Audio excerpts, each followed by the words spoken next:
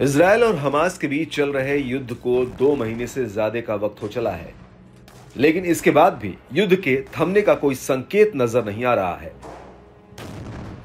Reports के मुताबिक पिछले 24 घंटों में इजरायली हमलों में गाजा में 300 से अधिक लोग मारे गए हैं। नवंबर के आखिर में इजरायल और हमास के बीच युद्ध विराम को लेकर सहमति बनी, लेकिन इस युद्ध विराम के खत्म होते ही एक बार फिर गाजा पट्टी पर इजरायली लड़ाकू विमान बम गिराने लगे।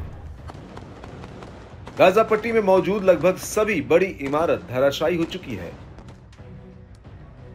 इस बीच गाजा में युद्ध विराम का लगातार आह्वान किया जा रहा है। सीज फायर की ऐसी ही संयुक्त राष्ट्र की एक कोशिश को अमेरिका ने शुक्रवार को रोक दिया। यूएन के सीज फायर का प्रस्ताव अमेरिका की वजह से पास नहीं हो सका। दरअसल अमेरिका ने यूएनएससी के इस प्रस्ताव के खिलाफ अपने वीटो पावर का इस्तेमाल कर दिया।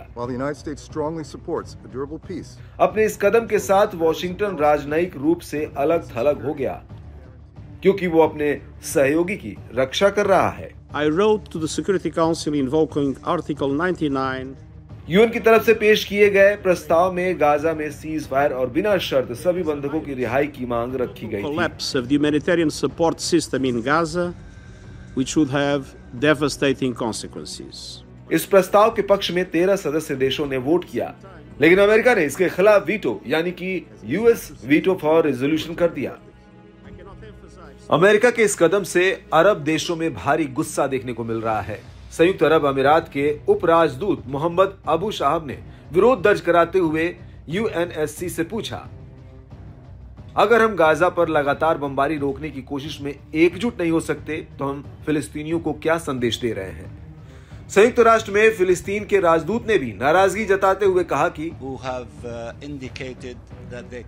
एक दिन से भी कम समय में हमने हर संभव कोशिश की, लेकिन दुर्भाग्य से आज का दिन सुरक्षा परिषद के इतिहास में एक दुखद दिन था उन लोगों के लिए जो चीजों को उस तरह से देखने में असमर्थ हैं जैसा उन्हें देखना चाहिए था, और उन्होंने इसे अलग तरह से देखा। हम हार नहीं मानेंगे, हम अपने प्रयास जारी रखेंगे। हम सुरक्षा परिषद का दरवाजा तब तक खटखटाते रहेंगे जब तक कि वो जाग न जाए।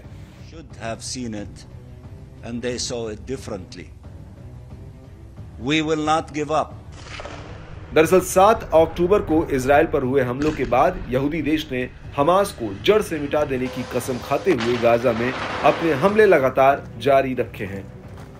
वहीं अमेरिका इजरायल को पूरा सपोर्ट कर रहा है।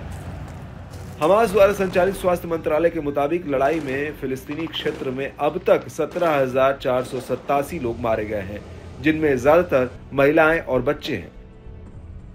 इजरायली आंकड़ों के मुताबिक हमास ने इजरायल में हमला कर 1,200 लोगों की जान ले ली, जबकि 200 से ज्यादा को बंधक बना लिया। इजरायल ने गाजा को बंजर भूमि में तब्दील कर दिया है। संयुक्त राष्ट्र का कहना है कि करीब 80% आबादी विस्थापित हो गई है। साथ ही लोगों को खाना, पानी, दवा और ईंधन के लिए बहुत ही परेशान होना पड़ रहा है। वहीं WHO के प्रवक्ता क्रिश्चियन लिंडवेयर ने कहा, लोग गर्मी पाने या शायद खाना पकाने के लिए, थोड़ी सी जलाओ लकड़ी पाने के लिए टेलीफोन के खंभों को काटना शुरू कर रहे हैं।